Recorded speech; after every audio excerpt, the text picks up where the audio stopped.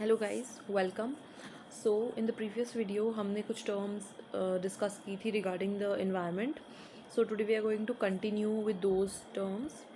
So the first term today that we are going to deal with और we are going to discuss is biosphere.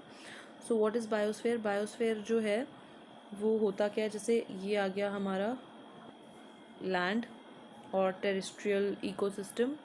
सो ये आ गया जैसे हमारा atmosphere और ये आ गया जैसे हमारा हाइड्रोस्फेयर, मतलब वाटर हो गया.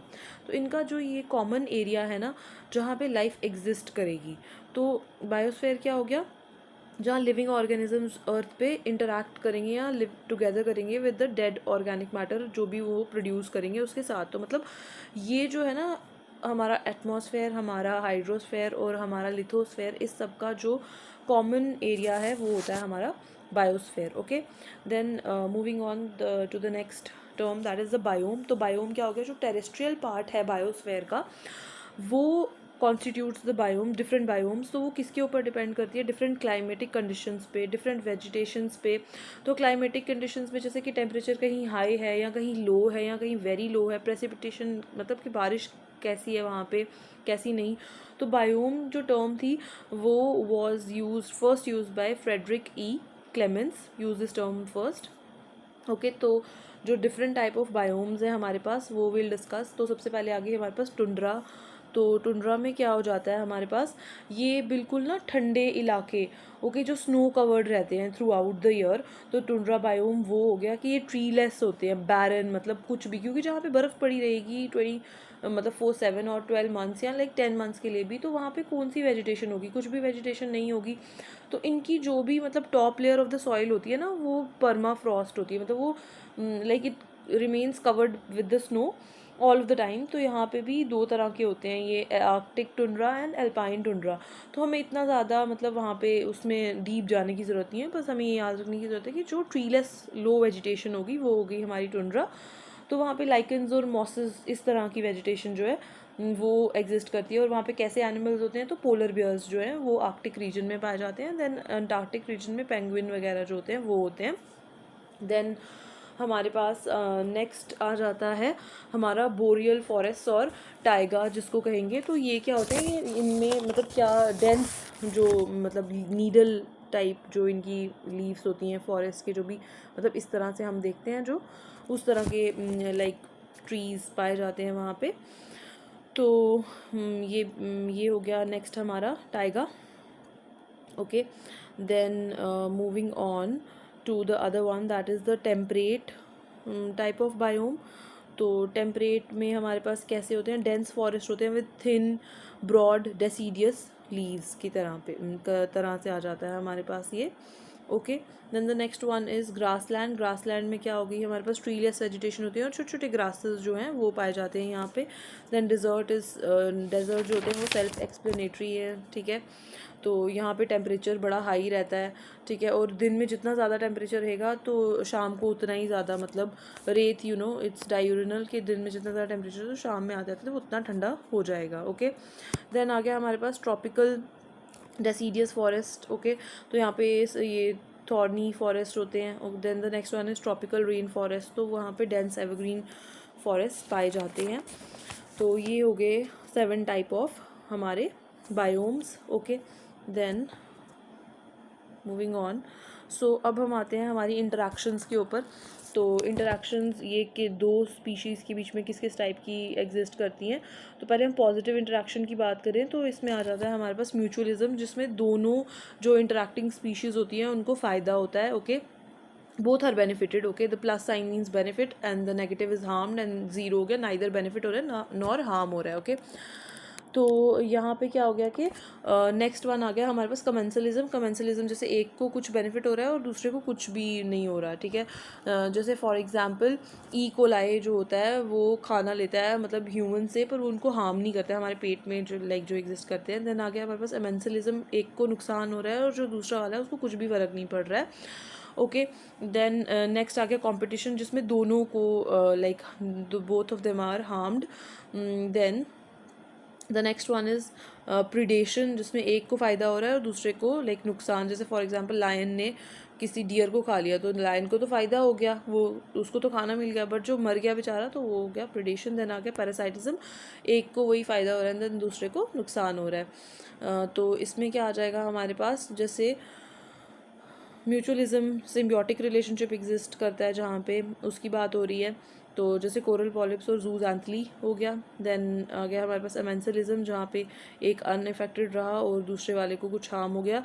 तो एमेंसलिज्म की एग्जांपल क्या आ गई, दूसरे वाले को कुछ भी नहीं हुआ हार्म, जैसे लार्ज ट्री है उसकी शेड में छोटा ट्री होगा तो उसको तो सनलाइट नहीं मिलेगी फॉर इट्स ग्रोथ, तो ये हो गया एमेंसलिज्म की एग्जाम्पल। कमेंसलिज्म में क्या हो गया कि एक को कुछ फ़ायदा हो रहा है दूसरे को कुछ भी फ़र्क नहीं पड़ रहा है, जैसे फॉर एग्जांपल कोई कैटल है वो कुछ लाइक ग्रास ग्रेज कर रही है तो वहाँ पे कुछ बर्ड्स होंगे जो उसके ऊपर बैठे होते हैं और वो कुछ कुछ खा रहे होते हैं, उसकी बॉडी से जो भी टिक्स या जो भी लाइक कुछ भी छोटे मोटे इंसेक्ट्स होंगे तो उनको खाएंगे। तो ये हो गया हमारा कमेंसलिज्म की एग्जांपल। सो मूविंग फॉरवर्ड, तो अब आ गया हमारे पास टाइप्स ऑफ फूड चेन, ये भी दो तरह की होती हैं, ग्रेजिंग फूड चेन और डेट्रीटस फूड चेन। तो इसमें मैंने आपको कल भी बताया था ग्रेजिंग फूड चेन कौन सी होगी कि जहाँ पे लाइक ऑटोट्रॉप्स हैं फॉर एग्जांपल प्लांट्स, तो वो अपना खाना जो है वो खुद बनाते हैं with the help of sunlight photosynthesis करके, ठीक है। ये जैसे कोई प्लांट है, बहुत ही बुरी डायग्राम है ये, तो इसको कोई खाएगा, ये ऑटोट्रॉप है क्योंकि अपना खाना खुद बना रहा है, तो इसको कोई हर्बीवोर खा रहा है फॉर एग्जांपल, ठीक है। तो वो इसको खा रहा है, फिर इसको कोई कार्निवोर खा जाएगा इस हर्बीवोर को, तो उस कार्निवोर को कोई और चीज़ खा जाएगी, तो ये हो गया ग्रेजिंग फूड चेन, जो लिविंग जो भी हमारे पास स्पीशीज़ या लिविंग चीज़ों के ऊपर जो एग्जिस्ट कर रहा है, तो वो हो गया ग्रेजिंग फूड चेन। डेट्रीटस हो गया कि जो मरी हुई लाइक डेड एंड डीके जो मतलब वो हैं वहाँ से स्टार्ट होती है, तो कोई डेड लीव्स थी उसको किसी वुड लाउस ने खाया, फिर उसको आगे किसी बर्ड ने खाया, तो उस तरह से वो होगी डेट्रीटस, मतलब डेड एंड डीके एनिमल्स के से वो आगे बढ़ती है, ओके। देन आ गया हमारे पास इकोटोन। तो इकोटोन क्या हो गया, एक ट्रांजिशन एरिया होगा बिटवीन टू इकोसिस्टम, जैसे हमें पता है एक टेरेस्ट्रियल इकोसिस्टम हो गया और जैसे एक मेरीन इकोसिस्टम हो गया, तो इनके बीच में जो थोड़ा दलदल का जो एरिया होगा ना उसको हम कहेंगे इकोटोन। और इकोटोन में क्या होता है, जो स्पीशीज़ होते हैं ना वो सबसे ज़्यादा यहीं पे प्रेजेंट होते हैं, चाहे जो टेरेस्ट्रियल के साइड के स्पीशीज़ हो या फिर वो इको जो ये मेरीन है उसके साइड के ये हो स्पीशीज़ हो, तो सबसे ज़्यादा इकोटोन में वो पाए जाते हैं। और उसी को हम कहते हैं एज इफेक्ट के, जब स्पीशीज़ जो बहुत ज़्यादा हो। तो इसमें हम एग्जांपल करें जैसे ग्रासलैंड, वो फॉरेस्ट और डेजर्ट के बीच का जो एरिया या जो इकोटोन होता है उसको ग्रासलैंड कहते हैं। देन फ्रेश वाटर और सॉल्ट वाटर के बीच का जो इकोटोन है that is known as estuary, okay. So moving further हमारे पास आता है नेक्स्ट, हाँ, कंपोनेंट्स ऑफ इकोसिस्टम। ये हमने कल भी डिस्कस किया था कि जो लिविंग होते हैं उनको बायोटिक कहते हैं। बायोटिक जो हो गए वो प्रोड्यूसर्स और कंज्यूमर दो में डिवाइडेड होता है। प्रोड्यूसर्स ऑटोट्रॉप्स हो गए, जो प्लांट्स हो गए जो खुद अपना खाना बना रहे हैं। कंज्यूमर्स प्रोड्यूसर्स के ऊपर डिपेंडेंट है, वो हिटीरियोट्रॉप्स होते हैं। उसमें हर्बीवोर, कार्निवोर और ओमनीवोर हो गए। हर्बीवोर को कार्निवोर खाएगा, कार्निवोर को ओमनीवोर खाएगा। ओमनीवोर दोनों चीज़ें खाता है, प्लांट्स को भी और एनिमल्स को भी। डेट्रीवोर्स हो गए जो डेड एंड डीके वाली चीज़ों पे डिपेंड कर रहे हैं अपना लाइफ चलाने के लिए। देन कंपोनेंट्स ऑफ इकोसिस्टम क्या हो गया हमारे पास, सॉरी नॉन लिविंग, लिविंग में तो बायोटिक आ गया और उसमें ये सब आ गए। देन नॉन लिविंग में क्या आ गया हमारे पास, एबायोटिक, ठीक है, जो भी चीज़ें पानी वगैरह एयर ये सब। देन आ गया हमारे पास टाइप ऑफ इकोसिस्टम, ये भी हमने कर लिया कि इसमें टेरेस्ट्रियल और एक्वेटिक है। टेरेस्ट्रियल में डिजर्ट, फॉरेस्ट और माउंटेन इकोसिस्टम। एक्वेटिक में आ गया फ्रेश वाटर और मेरीन। अब इसके बाद हमारे पास एक और आती है इसी में, वो होती है लेंटिक एंड लोटिक। लेंटिक वाली कौन सी होगी कि जो मतलब स्टैटिक वाटर होता है उसके वो वाली जो इकोसिस्टम हो गया। ये फ्रेश वाटर की आगे दो टाइप्स हैं, वेट क्या क्या, एक होगी हमारे पास लेंटिक और एक होगी लोटिक। लेंटिक क्या होगी, जो कि स्टैटिक, ठीक है। लेंटिक स्टैटिक तो ये हो गया, ठीक है, जैसे हमारे पास हो गई कौन कौन सी, लेक्स हो गई या कोई वेटलैंड वगैरह हो गए। लोटिक हो गई जो फ्लोइंग रिवर्स जो होंगी वो हो गई हमारे पास lotic, okay. Then moving further, so ये भी हमने कर लिया कि जो हमारे पास डेट्रीटस वाले जो होते हैं, फूड चेन ग्रेजिंग और डेट्रीटस में डिवाइडेड है। देन डेट्रीटस जो ग्रेजिंग वाली है वो ये है, जैसे ग्रास को ग्रास हॉपर ने खाया, उसको फ्रॉग ने खाया, उसको स्नेक ने खाया, उसको आउल ने खा लिया, ओके। देन जो हमारा ये फाइटोप्लैंक्टन है उसको जू प्लैंक्टन ने खाया, देन उसको किसी स्मॉल फिश ने खाया, देन उसको किसी बिग फिश ने खा लिया, ओके। देन आ गया हमारे पास अब डेट्रीटस वाला, तो उसमें क्या हो गया कि वो किस तरह से काम करती है, वेट, सो या फूड चेन होगी ना जो सिंपल चल रही है, फूड वेब क्या होगी जो इंटरकनेक्टेड फूड चेन्स होती हैं, ये मैंने कल डिस्क्राइब किया है अच्छे से। देन अब हम आते हैं डेट्रीटस फूड चेन जो होती हैं, इसके क्या स्टेप्स होते हैं, ठीक है। तो सबसे पहला जो स्टेप होता है इसका वो होता है फ्रैगमेंटेशन। ओके, सो फ्रैगमेंटेशन में क्या होता है, छोटे छोटे पार्ट्स में लाइक उसको जो डेड चीज़ जो भी है उसको छोटे छोटे पार्ट्स में डिवाइड करना या तोड़ना उनको छोटे पार्ट्स में। तो जैसे अर्थवॉर्म या कोई भी माइक्रो ऑर्गेनिजम्स जो हैं वो ये परफॉर्म करते हैं, ठीक है। इसका जो भी डीकम्पोजिशन जो है उसको तोड़ना। ओके, देन आ गया नेक्स्ट स्टेप हमारे पास, वो होती है लीचिंग। लीचिंग क्या हो गया, तो it is a process by which the soluble components present in the soil are dissolved in water and carried through the soil to the lower strata with percolation of water. तो जो भी इसके अंदर soluble inorganic compounds होंगे उनको dissolve कर लेना। Then आ गई हमारे पास नेक्स्ट वाली, वो होगी कैटाबॉलिज्म। कैटाबॉलिज्म क्या हो गया कि फ्रैगमेंटेशन एक फिजिकल प्रोसेस है और कैटाबॉलिज्म एक केमिकल प्रोसेस है। तो इसमें फर्दर जो बैक्टीरिया होगा वो उसको सिंपलर उसमें तोड़ेगा, सिंपलर सब्सटेंसेस में तोड़ेगा। ओके, तो नेक्स्ट वाला इसके बाद आ गया ह्यूमिफिकेशन। तो मतलब ह्यूमस का बनना, एक ब्लैक अमॉर्फस सब्सटेंस जैसा होता है ह्यूमस, वो जो डेड और डीके जो भी ऑर्गेनिक मैटर होता है उसके डिकम्पोजिशन के बाद बनता है। तो ह्यूमिफिकेशन को भी यही माइक्रो ऑर्गेनिजम्स ही बनाते हैं। देन आफ्टर दैट मिनरलाइजेशन, की वो दोबारा से लाइक रेडी है फॉर प्लांट्स टू या लाइक अब्जॉर्ब इट, और मतलब उसको यूज़ करके वो अपना मतलब आगे कैरी फॉरवर्ड करें, ठीक है। तो ये हो गया पूरा डेट्रीटस फूड चेन।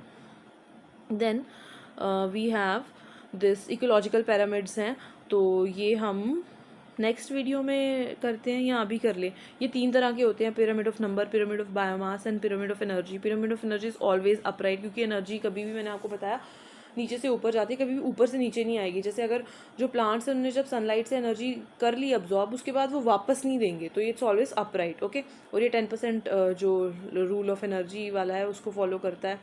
देन जो ये पिरामिड ऑफ बायोमास होता है ये टेरेस्ट्रियल के लिए हमारा अपराइट होता है, और इक्वेटिक के लिए ये इन्वर्टेड होता है। तो इसका क्या मतलब हो गया कि जैसे जो भी हमारे पास, हाँ, जैसे जो भी हमारे पास ग्रास है, ठीक है, जिसको जो भी हमारे पास ग्रास है, ठीक है, वो ज़्यादा क्वांटिटी में है, लाइक इट्स अ लॉट। जब उसको आप देखोगे बायोमास मास के रिस्पेक्ट में, उसको खाने वाले जो हर्बीवोर है ना, वो उनका वेट कम है, किससे, ग्रास से, ठीक है। तो उसके बाद उनको हर्बीवोर को खाने वाले जो कार्निवोर होंगे वो भी are less in quantity than the herbivores. उनको खाने वाले जो टॉप कार्निवोर होंगे वो भी उनसे क्वांटिटी में कम है। तो ऐसे करते करते ये एक अपराइट जो हमारा जो पिरामिड ऑफ बायोमास है टेरेस्ट्रियल के लिए, वो अपराइट बनता है।